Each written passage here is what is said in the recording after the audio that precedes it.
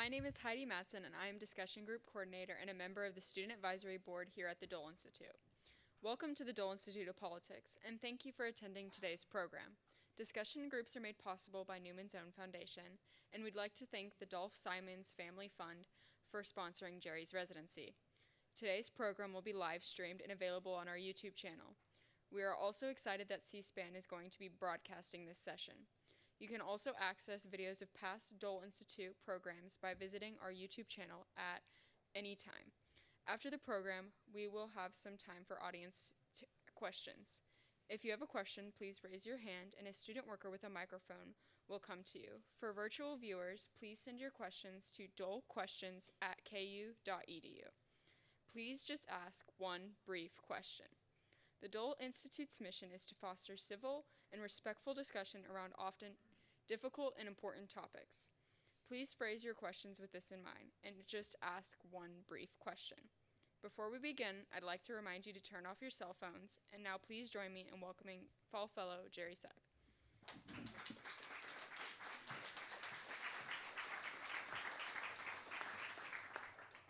Thank you, Heidi.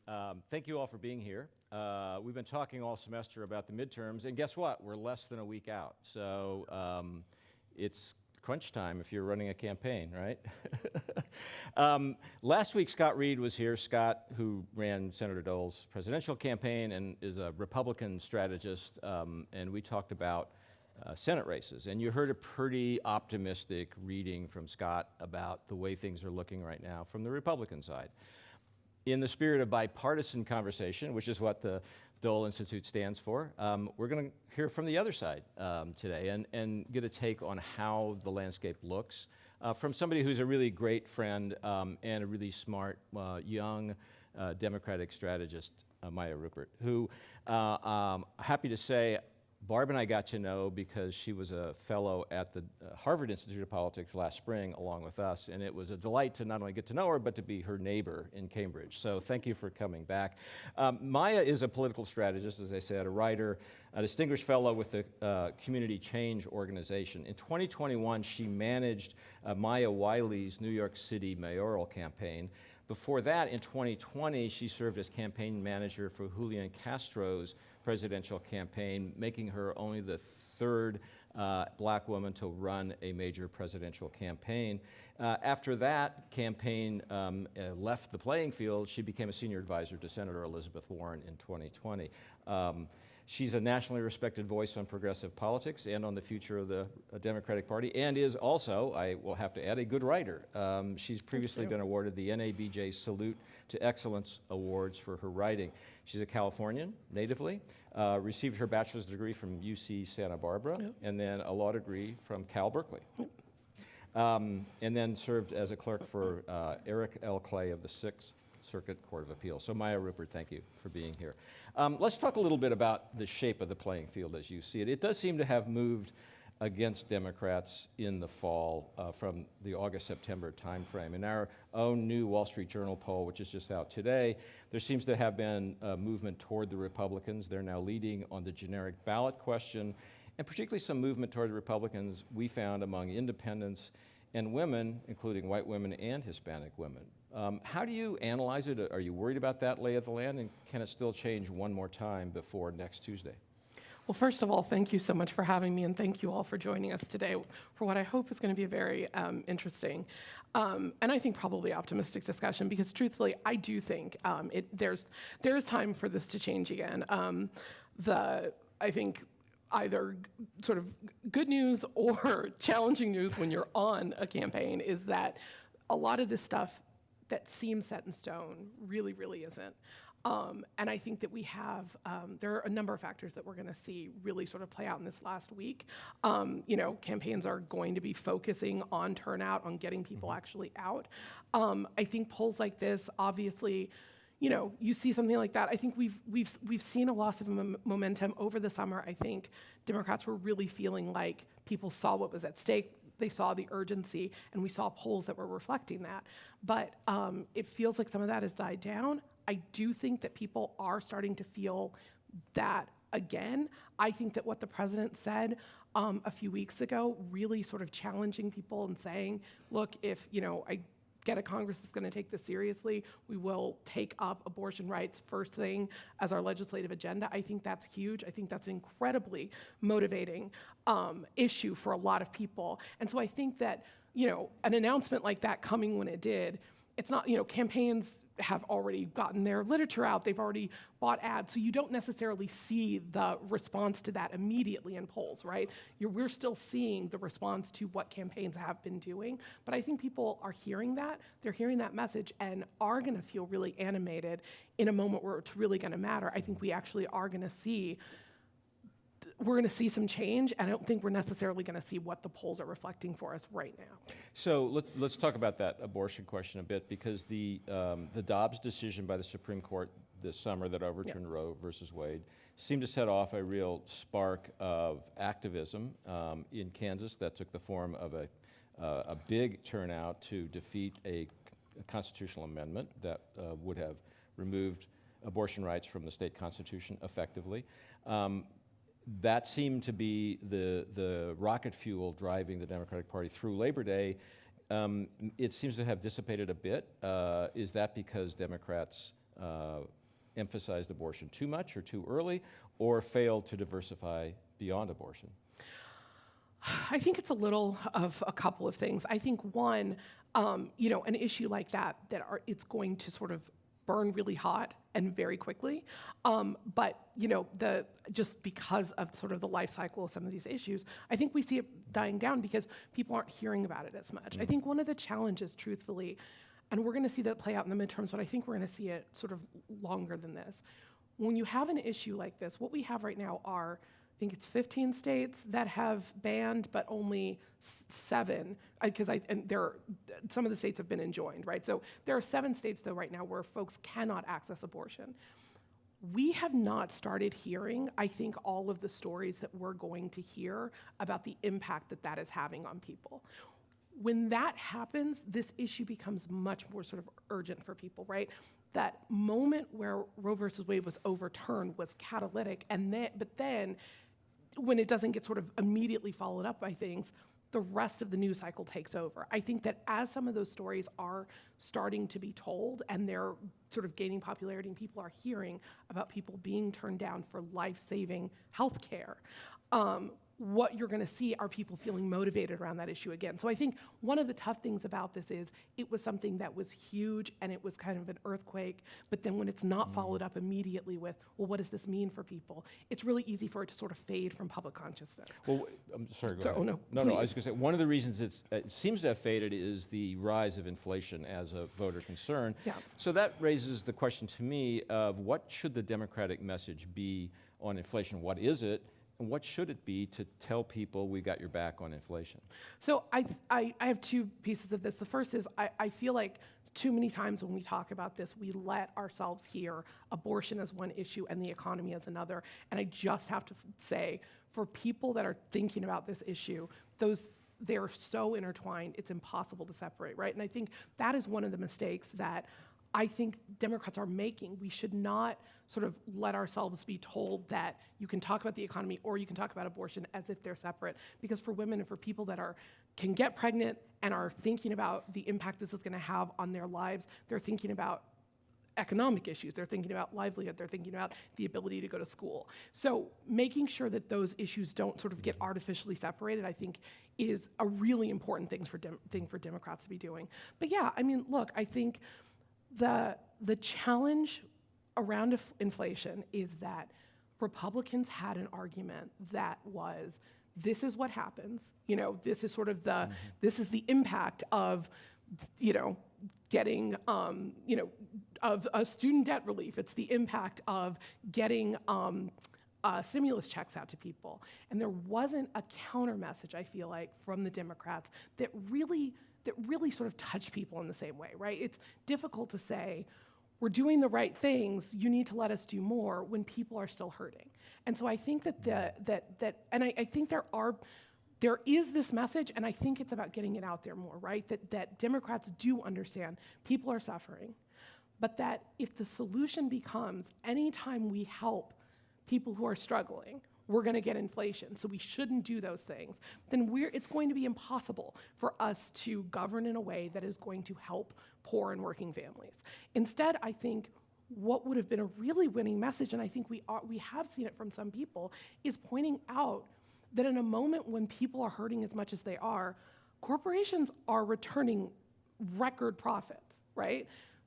There's a very strong anti-corporate greed argument that could really, I think, that would really resonate with a lot of people right now, right? That if you're suffering, if your neighbors are suffering, but corporations are actually making money in a moment like this, there should be a way for us to govern that makes sure that in moments where we are able to help people out, that money stays with you and with your families. It doesn't go to corporations so that their profits go up while everyone else is suffering.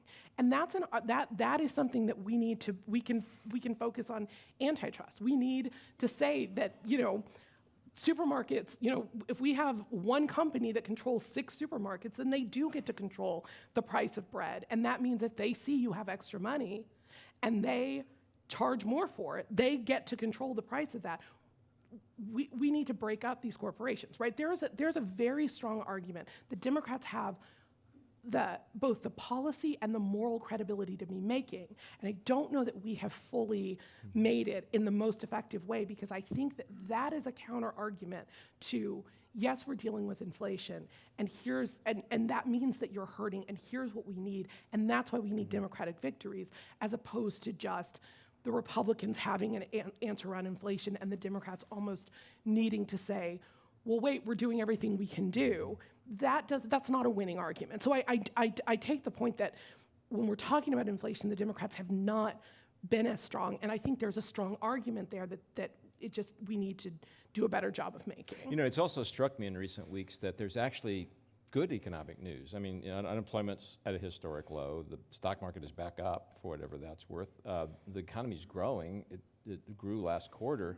But inflation seems to be such a insidious force that it pushes all those other things to the side. And in a way, that's the history of inflation as a political force in American politics. Right. I mean, and that's the tough thing, right? You can point to so many other metrics, but when people aren't feeling it, it's very hard to meet, this is what I'm dealing with, but unemployment's, that's a hard thing to counter when people feel like, but I'm still underemployed, or I'm having to work, so I think this is one of the challenges, right? We have to figure out a way to make that economic message and talk about the incredible things that Democrats in office have been able to do, but do it in a way that still makes people understand. We get that we're not done. We get that, what people are experiencing is real. Yeah. Let me ask you about a more systemic problem that seems to have emerged, not just this year, but also in 2020 for Democrats, which is some erosion in support among people of color. And I'll just throw out a couple of numbers from our new Wall Street Journal poll. Democrats lead by only 5 points with Hispanics overall, and Hispanic women in particular dropped in terms of their support of Democrats. Democrats continue to hold a wide advantage among black voters, plus 53 points, but 17% of black voters say they'd prefer a Republican, and that's a larger group than in recent cycles. And a large number of blacks, 13%, say they're undecided. Those are weaknesses in a core constituency, and I'm wondering what you attribute it to and whether it's a passing phenomenon or something the party needs to be worried about more broadly. I definitely think it's something the party needs to be more worried about and more conscious of more broadly. And I think erosion of Latino support is not a new story. This has been happening, and I feel like there are people who have been trying to sound this alarm. We're seeing it with the black vote as well. And I think, look, there's some sort of safety, I think, that for a very long time the Democrats have had around communities of color that people are going to need to sort of rethink. I think, especially when we're dealing with moments of, people are dealing with inflation, people are dealing with less money, that is going to disproportionately impact communities of color. So to the extent that people are responding to not a super strong message from Democrats around the economy that is going to be particularly felt in communities of color where for a very long time people have already felt like the people who are governing have not been looking out for them, have not been conscious of how much this stuff is sort of impacting people. So I think we have to be conscious, and I think people say this a lot, but that it's these communities are not monoliths, right? This idea that the Democrats safely have the Black community or the Latino community, we're going to see that that is not true. And people are gonna have to start really listening, I think, to what people are saying. And again, I mean, I don't think it's possible to sort of overstate how much in moments where people are feeling that kind of economic insecurity that communities of color are feeling it in a disproportionate way and are hearing that lack of a message as an inability to sort of to really reach out to specific communities. Yeah, I mean, one way of looking at this is that working class Hispanics no longer look like working class Hispanics, they just look like working class voters, period, and Republicans have made inroads with working class voters, broadly speaking. Probably not a surprise they're making inroads with working class Hispanics and even to some extent with Black men who feel the same economic concerns. Isn't that really what's going on here? I think that's a lot of what's going on. I think the tough thing is, and the part that I think Democrats really need to exploit and remind people is that, yes, in a lot of ways, the Republicans have been talking to working class voters, but very often, once those messages sort of that next layer of those messages, a lot of Republicans are specifically talking to white working class voters. And because they're able to sort of keep it surface level, on one hand, yes, we can just sort of say, well, sure, that message can appeal to a lot of people. But the modern Republican Party has had has not prioritized speaking to communities of color in a way that has been sort of, as kindly said, respectfully, as really it's going to need to happen in order for them to credibly say that they are trying to reach working class voters regardless of race. And so I think the tough thing here is, yes, I think there's sort of a generic message that comes from Republicans that sounds like something that a lot of working class people can get on board with, but Republican policies are not matching that and are not going to take care of communities of color in the same way. And so what concerns me about this is if Democrats start thinking, okay, well, we're not getting through to communities of color, and Republicans start thinking, oh, wow, this message resonates, what's going to happen is communities of color are not going to get policies that actually help the community, because I genuinely don't believe that messaging is being reflected in enough Republicans right now that are genuinely going to do anything to help communities of color. So if you step back from what we've been talking about and go up, a little higher in altitude, the reality is this is a very close race. I mean, we're talking about a few points here or there, not just nationally, but in most key Senate races and lots of House races. So in that environment, it's a statement of the obvious to say that what really matters is turnout. And so I was having a conversation this week with Celinda Lake, who's a Democratic pollster, who said the whole game for Democrats now is turnout. So you've done a lot of work in organizing and activating supporters.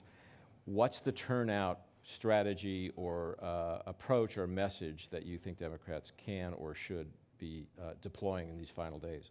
So, I mean, I think there's a lot of good stuff that's working for Democrats when it comes to turnout. I do think that what we saw after Dobbs was an overwhelming number of people going to register to vote, specifically women, which means that there are a lot of people who went to get ready to vote, who felt motivated in that moment, and now we just have to reactivate them, right? So I think one of the hard things is when people start getting activated once it's too late to register to vote, right? So you have these really motivated people who feel ready, who didn't know they were going to feel like that 2 months ago, right? So I think we do have the fact that this happened a while back working on the side of Democrats.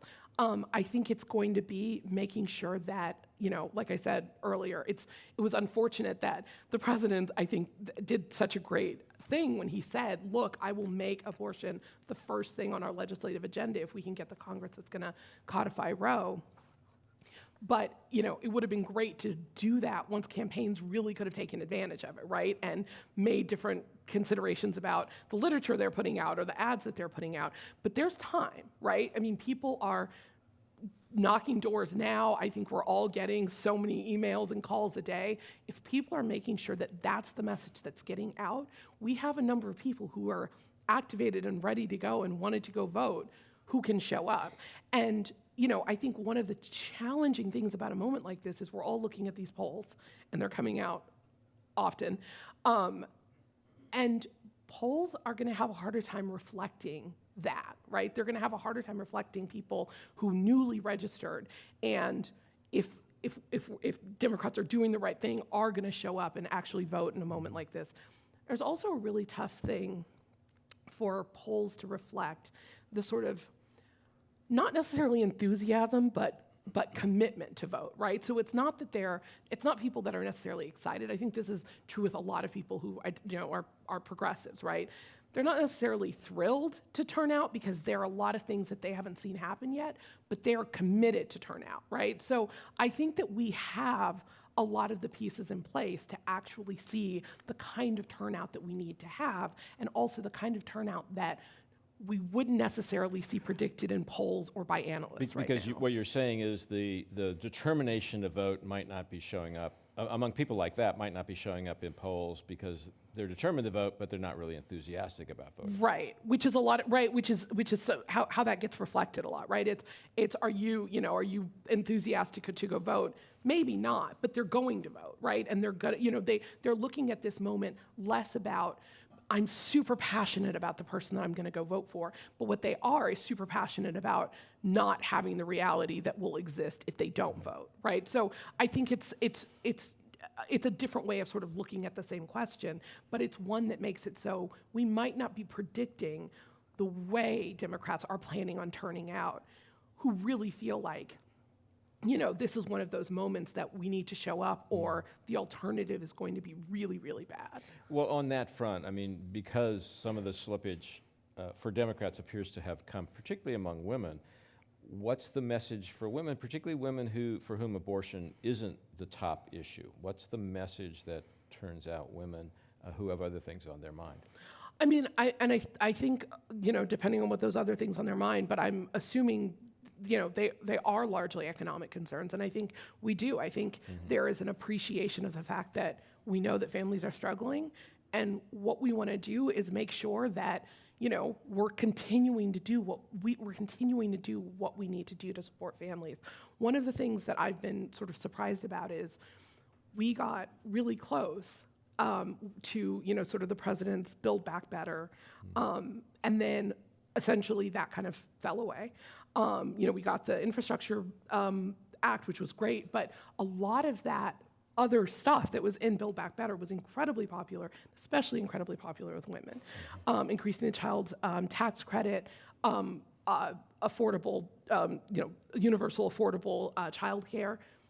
Bring that back. Talk about the role that that's going to have in the legislative agenda in a world where we aren't over-reliant on the senators who killed that to begin with. That, I think, those are the kinds of things that are going to be on the mind of people who maybe aren't solely going to go out and vote on abortion, but they are voting on, they're voting on their economic interests. They're looking around. It has gotten incredibly difficult to deal with half virtual workforces and still dealing with childcare, and we have answers to that. Like, the thing that kills me in these moments is the Democrats have policy answers to a lot of the stuff that we're talking about, but we haven't done enough of the work, I think, to connect those policy answers to the people that are looking for them. Why do you think that is? I mean, granted, it's difficult to break through the static and the social media screaming matches right now, but what's the, as somebody who has spent, the last numerous years trying to break through, why is it so hard to break through right now? I mean, I think because, again, I think this is the reason you're always in a tough spot when you're the party in control and it's the midterms, because it is an easier argument to make that things are not going well than things are going well and you have to let us stay the course and keep doing it and then you'll start feeling it. That's a hard argument to make, right? So, and I think that's especially true in a moment where we're looking at the economic forces that we're looking at, and I think we've been too sort of,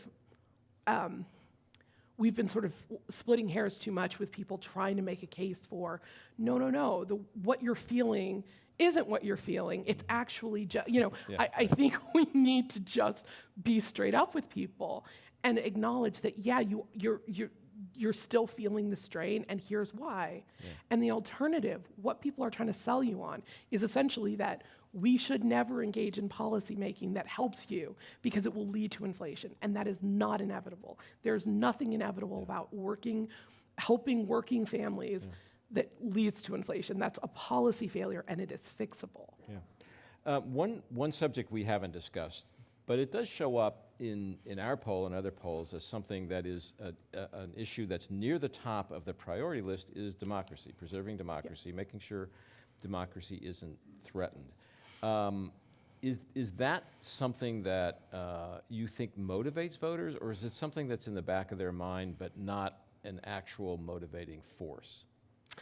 I think it's not a motivating, I think it's not a motivating force until it is, right? Because it's this sort of idea of the threat of democracy definitely sort of, I think that sits with people. But I think for a lot of people, it's not until something big happens and then we say, wait, there was nothing protecting, there was nothing protecting against that until, so I think, abortion aside, I think the fact that we saw the Supreme Court, that for a lot of people sort of still holds this sense of it's going to be the one branch of government that isn't political, which I know obviously has never been fully true, but there has been a desire for that to be true, right?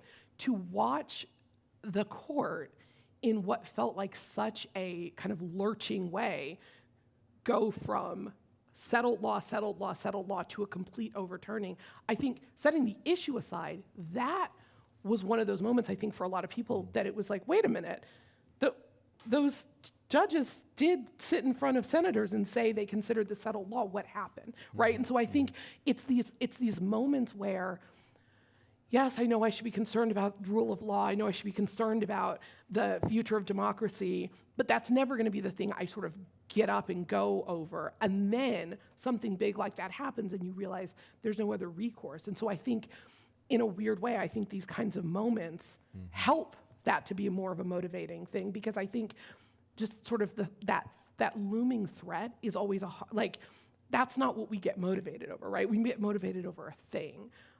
The fear of something doesn't really start to motivate until we really start seeing the pieces of it, kind of actualize. But you might have thought January 6th was that thing, maybe it is. I just am wondering whether it's front of mind for enough people in this election month to make a difference. I don't know. I don't know. I think that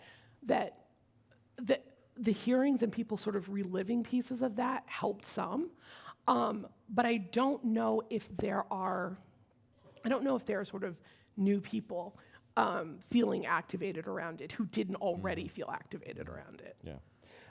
Let's talk a little more broadly about the state of the Democratic Party as we move into election week. So in a way, there are two Republican parties. There's the Trump Republican Party, and then there's the kind of more traditional Bob Dole, for lack of a better term, conservatives. Yep. And on the Democratic side, you seem to have the progressive wing of the party, and then you have the moderate wing of the party, which maybe that's certainly Joe Manchin, maybe it's Joe Biden. Is there a cohesive Democratic Party, and where do those two parts of the party come together? Where do they not come together? I don't know if I would say it's not cohesive, but it's definitely, there are definitely two distinct parts of the party, and I think there's a willingness to come together when it seems like something can get done, right? I think we saw a lot of that around the infrastructure, or the Inflation Reduction Act. Inflation Reduction, thank you, I'm sorry. The Inflation Reduction Act. We saw we saw a lot of folks who, we know disagree about things sort of coming together because it seemed like there was a moment to actually get things done. I think that in coming years, we are going to see more of this split. It's going to become more profound. And I think what we'll also see are more progressives getting elected. And with that, a real, I think, sort of reckoning on the Democratic side, which I imagine is also happening on the Republican side, of what is going to sort of, what is going to be the party? Right. And, where are we going to split? Where can we sort of find maybe allies on the other side? I do think that there is an anti-corruption argument that is very appealing to progressives that could possibly be more appealing to people on the right than sometimes it feels like it's been to, other people on the left, right? So I think there are some of these places where we will start to see, kind of interesting allyships form. But I think for a very long time, essentially what's happened is we've seen more progressive ideas start to come up, but basically they've gotten treated as though, there's a lack of sophistication. You're going too far, you're going too fast.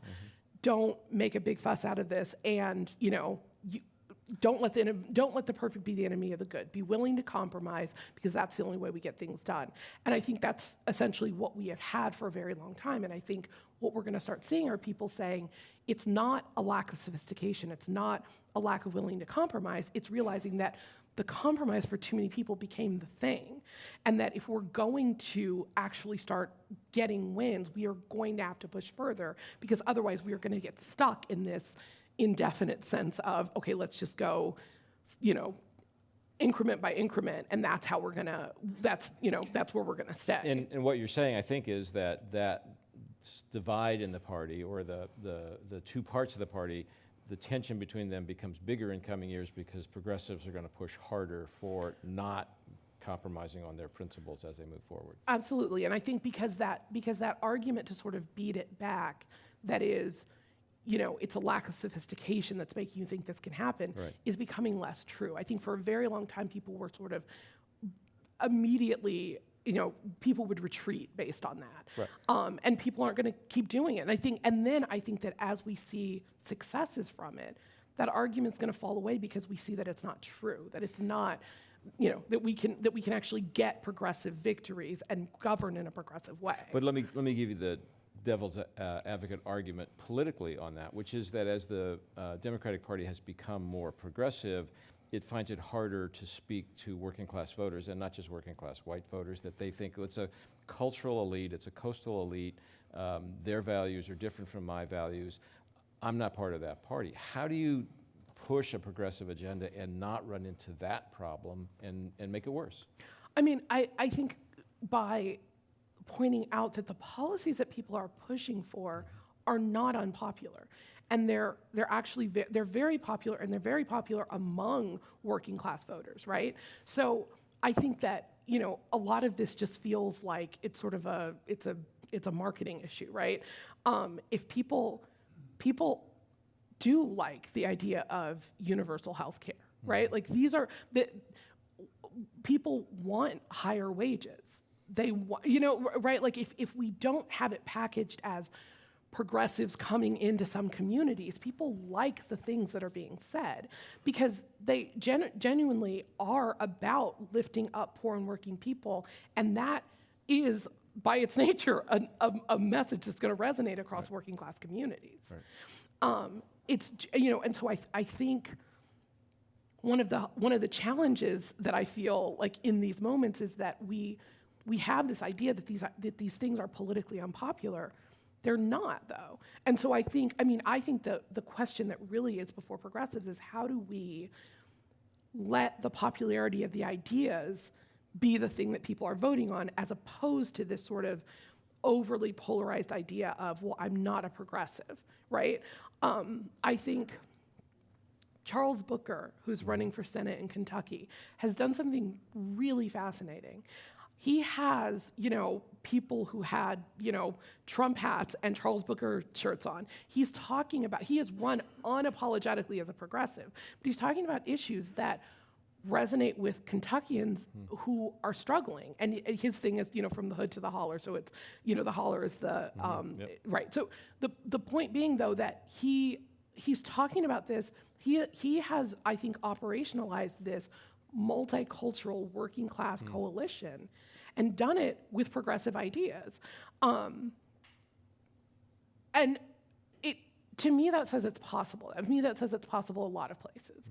I think it's finding the right messengers for it, but I also think it's not letting ourselves be sort of, afraid of the ideas themselves, because they actually are more broadly popular than I think they are given credit for sometimes. But how do you then convince people who may buy that argument on the economic front, but also who just aren't comfortable with progressives on abortion or with transgender rights, or the whole list of social issues?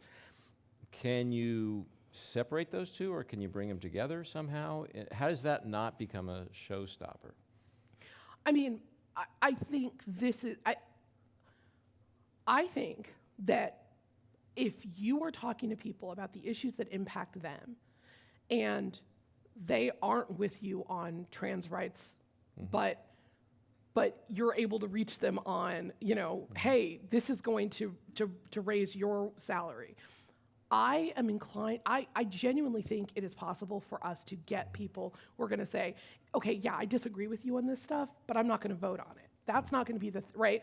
I think, but I think so far what we've gotten is those issues get used because it's the easiest way to separate, right? I mean, I think this is, and the hard thing is, I mean, this isn't new, right? It's separating poor and working people based on other issues we've seen it with race, we've seen it with LGBT issues, we've seen, like, separating this class, it's the easiest way to stop us from being able to actually raise up the communities that we need to, because if everyone is together on some of these issues, it's not tough. None of these are actually sort of unpopular things that we're fighting for. It's just that we're able to say, okay, yes, I want these things for me, but I don't want them for, right? Like it's that separation. And I mean, I think that is the question that's going to define the progressive movement. I think, how do we, without running from our values, I don't think that the answer is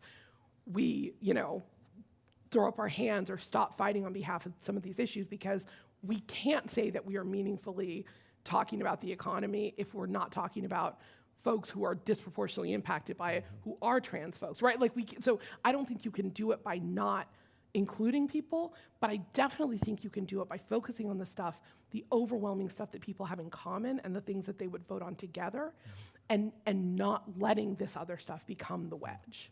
I want to open it up to you all in just a minute, but let me ask you to get down to cases, to brass tacks here. I don't want you to predict outcomes, because as we were discussing backstage, that's a fool's errand these days, and I'm not going to do it, and I won't ask you to do it. But I am curious, what are the races, House, Senate, governor, wherever, that you find most interesting, or that you're going to be watching most closely when you try to figure out which way the wind is blowing next Tuesday? So, like I said, I mean, I'm really excited about what Charles Booker is doing, not because I think he's going to win, but because I think what he is building is a really interesting case study for people who want to run this way in the future, in sort of communities where people wouldn't identify as progressives, but they are going to be excited about those ideas. I think, I'll be following really closely to see the abortion ballot measures that are being voted on, because again, I suspect that this is it's a very motivating issue for a lot of people. And any states in particular? Michigan, I'm excited about. I think Vermont, but I think Michigan will be particularly telling, just based on sort of demographics and how people have sort of been the size and the nature of the state, and how broad the constituency is. Right. Yeah. I'm sorry. I'm also looking. Yeah, I'll be sort of looking at Michigan additionally, because I think Gretchen Whitmer is interesting, and I'll be excited to see how that. Take a minute and put that strange I'm sorry. thing back on. No, it's fine. Oh my God. Okay, wait, I think I got it. It's not a natural it's not naturally occurring, these things we're No, wearing. they're really not. Okay, wait, I think this is right. I think it's okay. Is this good? Can Yeah, you no, all I hear think me it's all okay? right. Okay, well, that's then good. We're good. Good job. And Mandela Barnes, I think, Uh-huh. I'm In in them. Wisconsin. Yeah. I'm really excited about that race. It'll be close no matter what, but I think The Senate again, race in Wisconsin. the Senate race in Wisconsin. But again, I think we see some people in this cycle who are challenging this idea that there are only some places that you can run as a progressive, that if you're going to do it, that you need to make a choice between communities of color or working class. I think that a place like Wisconsin, we're going to see, how did he build that sort of multicultural coalition that you're going to need to get elected that way? I think we're going to see a lot of the people that are really forming those building blocks that are going to show, how progressives are going to be getting elected in coming years. And do you think we're going to learn anything about 2024, the next presidential election in 2022? And if so, what? I mean, I think, Joe Biden's plan is to run. I believe that is what's going to happen on the Democratic side. On the Republican side, I mean, I think it's interesting that sort of Republicans and Democratic Party are sort of having this almost twin, how the party seems divided, who's gonna win out, how is everyone gonna reconcile kind of at the same time. I'll be interested to see, if Trump-like figures are getting elected from the Republican Party, or if it seems like there are some of the reasonable Republicans who are kind of coming out in this moment, if they can win, and what people are saying about that. Because it'll be interesting to try to predict what type of leader they will choose as a standard bearer. And my favorite parlor game question is Donald Trump a bigger motivator for Democrats or for Republicans? I mean, I think Democrats remain terrified of that as an outcome. And I think that there are other people for Republicans that would get them. For the Republicans that want Trump, I think there are other figures that can get them the same thing. But I think for Democrats, he remains singularly terrifying in a way that I think he's more of a motivator for Democrats right now. I wanted to open up to all of you. As we do, Heidi and Will both have microphones. Raise your hand and I'll call on you. If you have a question, and we can start here, Heidi, please stand up and make sure the question is a question with a question mark at the end and not a speech. And if you want to send in questions online, if you're watching on our YouTube channel, again, the email address is dolequestions, that's all one word, @ku.edu. Please go ahead. And again, please stand up so we can see you, and it'll be easier for the students to get the microphone to you. Thank you. Messaging. I have read many things that say the Democrats' main problem is they don't seem to understand how you tell people what you've done. And you've already mentioned a number of things that the president has gotten done. But time and again, it's as if the Democrats haven't done anything because they are not communicating well. What do you think about that argument?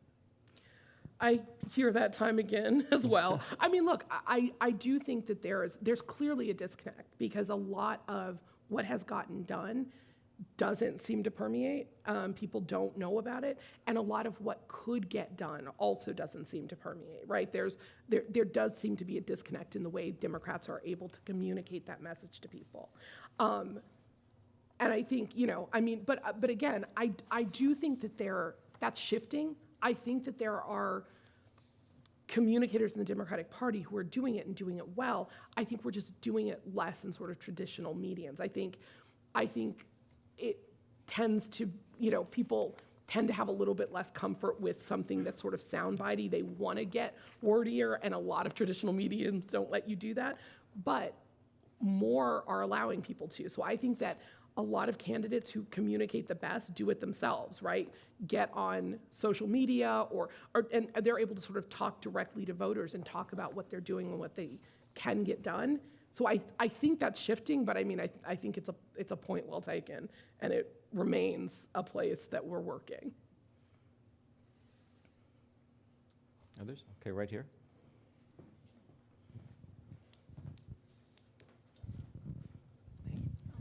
The absolutely fundamental question as far as abortion is concerned, that everybody just denies or doesn't participate in. And my question is, why don't we talk more about the basic question, which is whether or not a fetus is a human being or not? I think the reason we don't talk about that as much is because, I mean, that's not, that doesn't strike me as something that anybody can have a very interesting discussion around, right? People are where they are on that. I don't know if you want to. Change. I mean, they can't look into it and feel stronger about one way than the other. No, because I don't think that what people are sort of waiting on with the discussion of is a fetus a human being, like, I don't think people are sort of waiting on a solvable answer with that. People have their feelings about it. And I think anytime where you start with people have their feelings about what this is, that's going to be a hard place to try to convince someone from a political standpoint. So I think that's why a lot of those fights don't tend to start there, because I think from a general, maybe on an individual level, if people are talking about doing deep canvassing and organizing, and I know your values and you know my values, we can have a conversation about that. But from a broader, we're talking like public policy standpoint, I would not want to try to engage people in what they think of there. I want to engage people on a place where we kind of have a shared set of views, and that's why I think we focus on things like, you know, the right to bodily autonomy, which is where we kind of, on the public sphere, tend to focus it, right? Other questions? We go, let's start right here and then right there. I was just wondering, with all of the disinformation and misinformation that's out there, and it seems like in many cases you see it coming from the far right and conspiracy theories and things like that, do you have any feeling or any information about the Democratic Party or people in that realm making any active efforts to try to counteract that? Are there any, you know, it seems like hit or miss. You'll see something on social media where somebody's fact-checking somebody, you know, here and there, but there's no concerted effort to kind of fight back against all of this disinformation and misinformation that's coming up.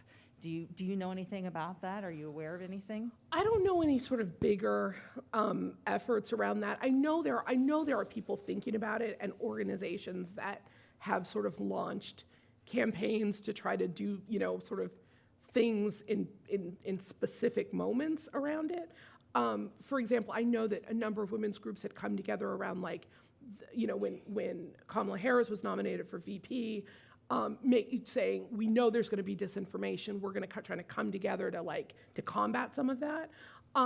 So I've seen it happen in sort of specific situations, but I don't know that anything has kind of cropped up just from an infrastructure standpoint to say, this is our reason for being, this is what we're going to be focused on. And it's also kind of, Sources you can go to that are just great sources of misinformation, but there's no great sources of just giving you the facts.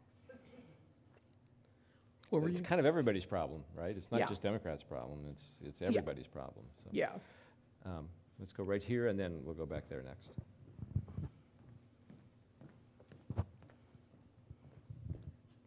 Hi, thank you for being here. I'm curious to know what your thoughts are on the Democrat strategy during the primaries to spend money on Trump and farther right candidates. So I heard that that some of that is happening. I don't actually know who has done it or how much that's been a real strategy as opposed to something that, you know, people are sort of talking about. I can talk more broadly about that as a strategy, the idea that it would be better to run against someone like that, and so there would be kind of, you know, an incentive to try to hope you get an extremist because it's easier to run against.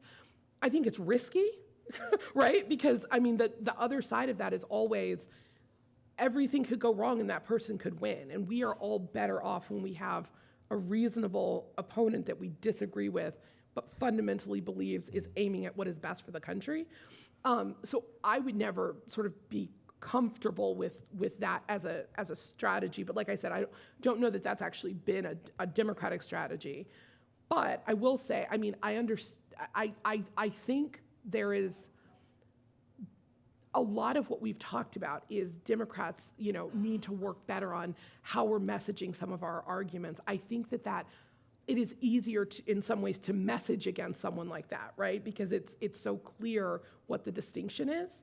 I think a better way of going about it is figuring out sort of a better way to draw distinctions between yourself and a reasonable opponent, right? And being clear about that, and being sort of, speaking about it from the point of view of what do voters need to hear, and having that be the way we make those distinctions, as opposed to just someone who is so far extreme that they're terrifying, truthfully. Right there.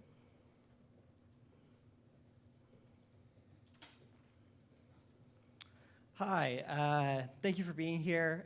Going back to your guys' earlier conversation about democracy and election security, I know running the campaign in New York, you had to contend with ranked choice voting. So do you think that alternative methods of voting, like ranked choice voting or approval voting, are a way to do that? Or what are your thoughts on that? And I have to give credit to Catherine because I stole her question. Well, thank you for that, and thank you. I very strongly support ranked choice voting. I think it's incredibly important, and I especially think it's incredibly important to get to the point we were talking about how we're going to see more progressive victories. I think this is a big challenge. We just saw this in New York 10 primary, where a bunch of progressives all ran against each other, and so the sort of moderate Democrat that won with like 20% of the vote. Like he won with a very low actual percentage of the vote. Most people voted for a group of candidates that essentially had, were trying desperately to distinguish themselves to be the most progressive, right? So the values that most voters held were not reflected in the person that won. I don't think that's good for democracy, right? So I think ranked choice voting is it's a really important way for people to be able to vote based on who they want to see and not feel like they're sort of, quote, throwing away their vote. So it will allow more people who want to run in different ways to run credibly. And it will allow voters to feel that confidence that they actually get to, I'm voting on this person because I really like them. And if it turns out they can't win, I can vote for the person who's most likely. And it also gets rid of what I will say I personally have had to deal with too many times with candidates, is people going, oh my gosh, that person's my favorite, but they can't win. And so it's that, it would help us to see, I think, where people actually stand on a lot more of these issues. We should just pause and explain ranked choice voting. Oh, yes. So just so that for people who aren't familiar with it. So in ranked choice voting, the voter doesn't merely pick the single candidate they want to vote for, but they rank people, here's my first choice, here's my second choice, here's my third choice.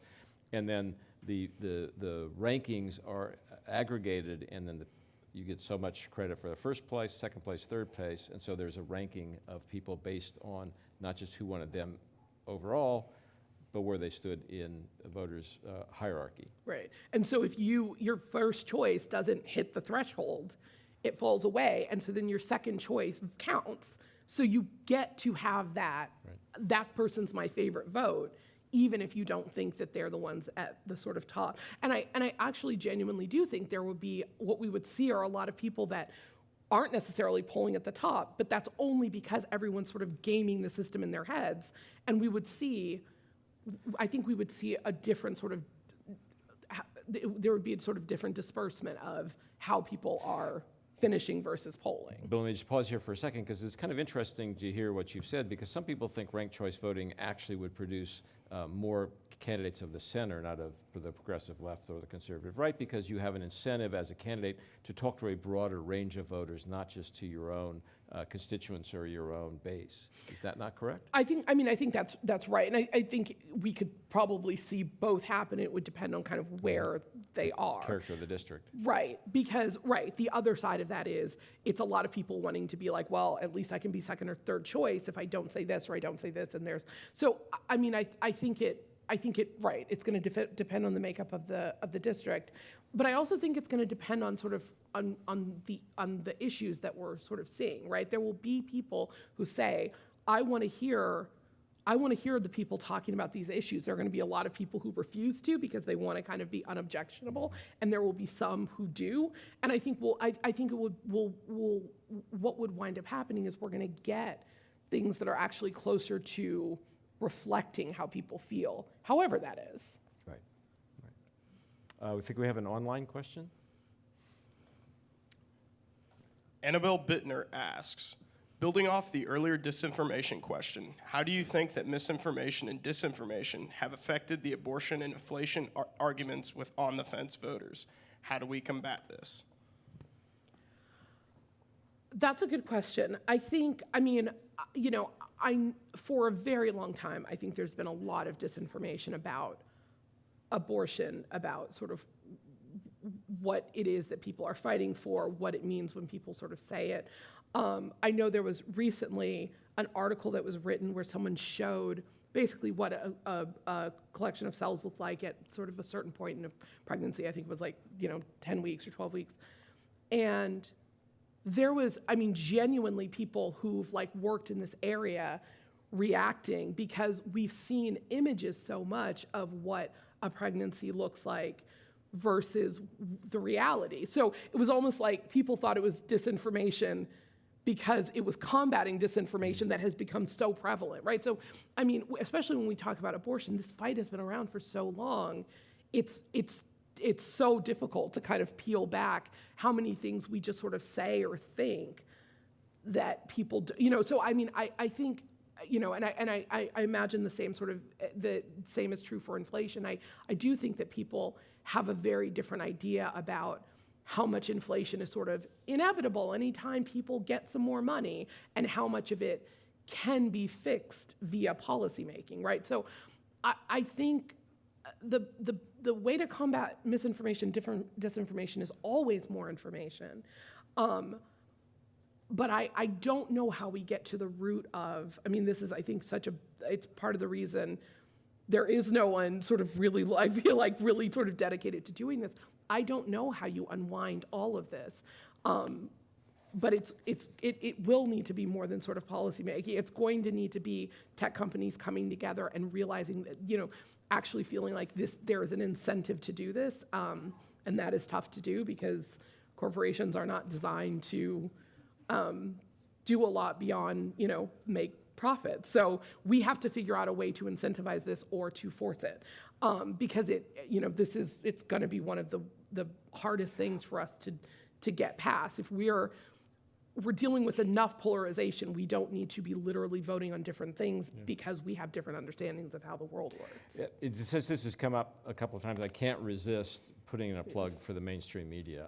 Honestly, the Wall Street Journal deals in facts, not disinformation. You may or may not love the New York Times, but they're basically not dealing in disinformation. The PBS NewsHour. There are places to go. Those places just have to win out in the hierarchy of internet noise and screaming, I think. And to me, that's the challenge here. Not just for people in my business, but for everybody in the country. Absolutely. No, and you're absolutely right. I think the answer is we do have some of these places that have been doing this and doing it well, but now the disinformation, misinformation is, they're just as bad as everyone else. Right, exactly. And I actually recently got into a debate with someone over this, and I was like, wait, that's where we are now? It could be true that they're just lying. You know what I mean? It's deep. It's that once it's true that the sky doesn't have to be blue, if I say loud and long enough that it's not, I don't know where you go with that. Well, I heard a conspiracy theory just in recent days about how all the mainstream news organizations are involved in some kind of a global cabal to shape what people think. And I think, we're not that well organized, actually. We don't know how to do that. Susan right here, and then Greg.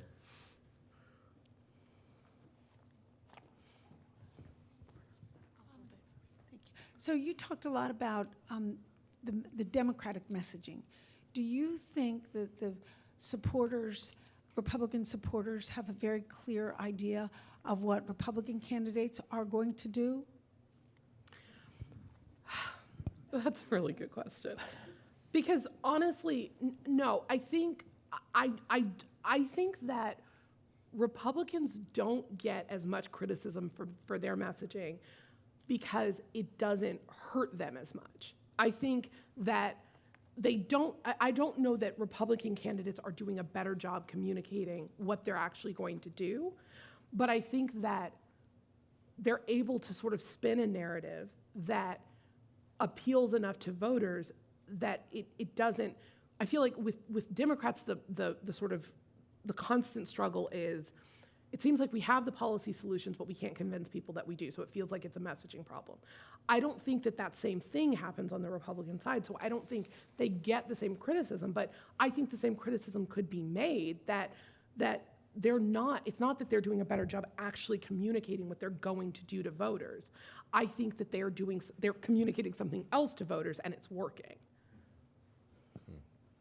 I have time for a couple more questions. Greg here, and then we'll just move back that way, and I think that's probably about how far we can get. I probably shouldn't ask this in the Dole Institute, but do you think you run campaigns, do you think there's a place for much more incivility in campaigning? In that, I'm not talking conspiracy theories, I'm talking mainstream folks who just lie to their constituents constantly. Do you think there's a place for a candidate to go in wrecking ball first and say, this fellow lies to you about this, right. Don't believe a word he says? So I think this is really interesting because I think that one of the weird impacts of losing some of the sort of norms that we've taken for granted around politics that I don't think has been great. I think one of the impacts of it is that we might have more space on some of that, right? For so long, the concept of civility has protected us against a lot of things.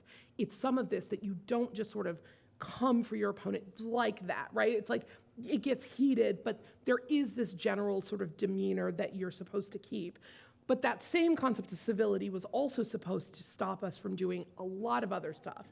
Once it stopped us from doing that lot of other stuff, I wonder the appetite that we have for a candidate who is a little more pointed, who's not so concerned with, oh, I can't call someone a liar. I can't, that if in this world that maybe there is more ability to do that.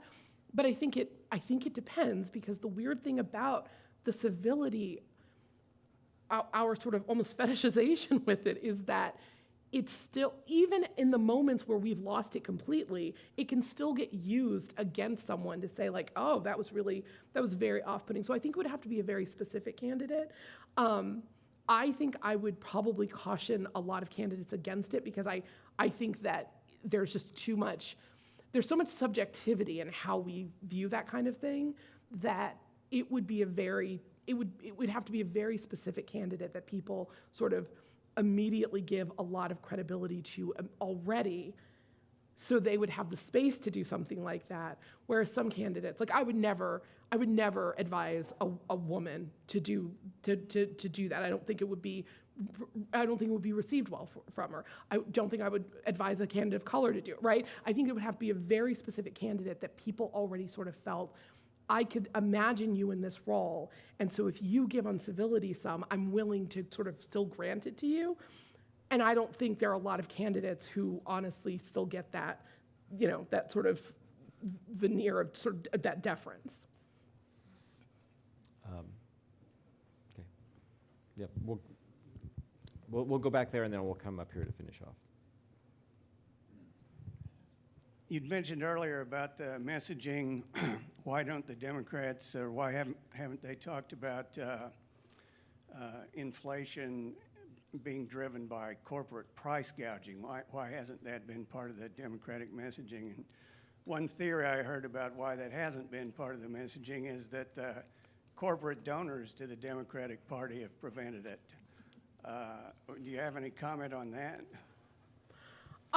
I think that this is one of the places that there are, there's disagreement among the Democratic Party. I think this is exactly why a lot of candidates don't want to take money from, don't want to take money from big corporations, because then it actually stops us from doing the jobs that people need to do. If it's true that there are people who see an argument as to why inflation is happening that would give people sort of assurance that if we can elect Democrats, we can fix this. They know that argument, but they aren't going to make it because it impacts campaign donations. That is actually these donations getting in the way of them doing their job.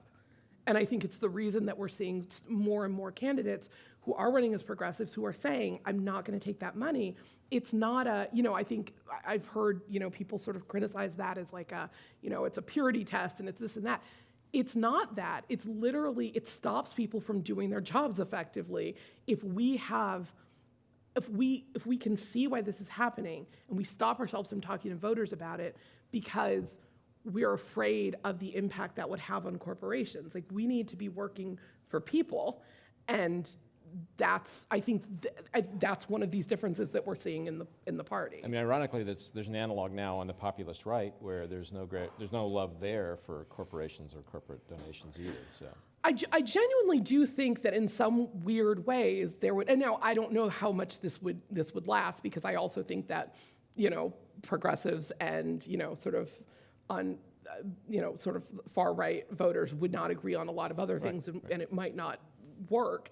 But I do think that if we really start pulling the parties apart and seeing what people are talking about, I think there are a lot of similarities between sort of more centrist Democrats and centrist Republicans, and weirdly some similarities between progressives and some folks on the far right, particularly when it comes to sort of this anti-corporate, sort of elite arguments. But I think that the partnership would fall apart pretty quickly, but it's still interesting. I get it. Yeah, it's fine. Yeah, exactly. Yes. So we have time for one final question. Heidi, right here.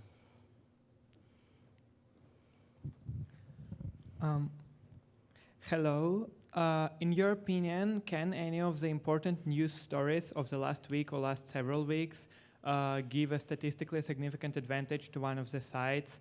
Maybe elections in Brazil or Israel, attack on Mr. Pelosi, acquisition of Twitter by Elon Musk, or something else?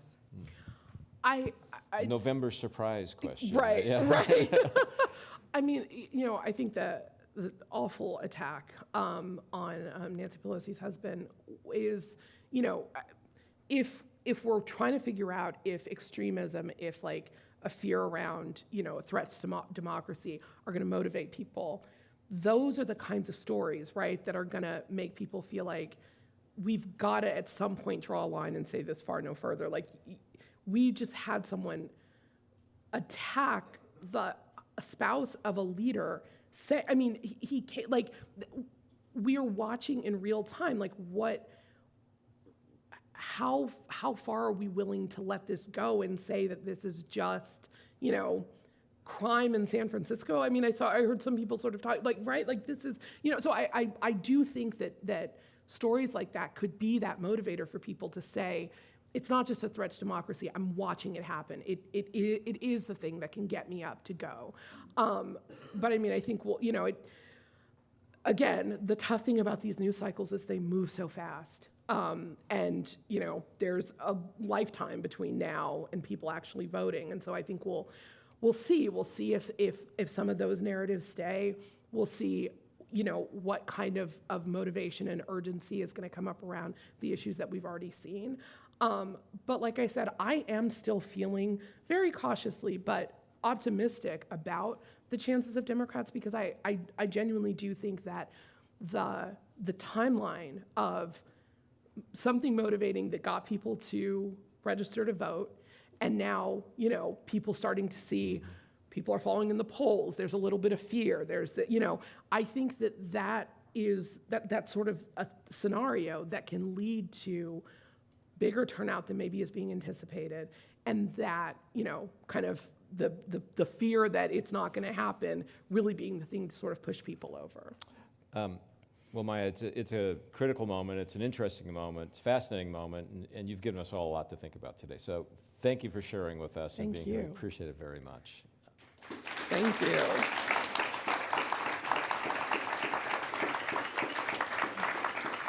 And we'll know a lot more a week from today.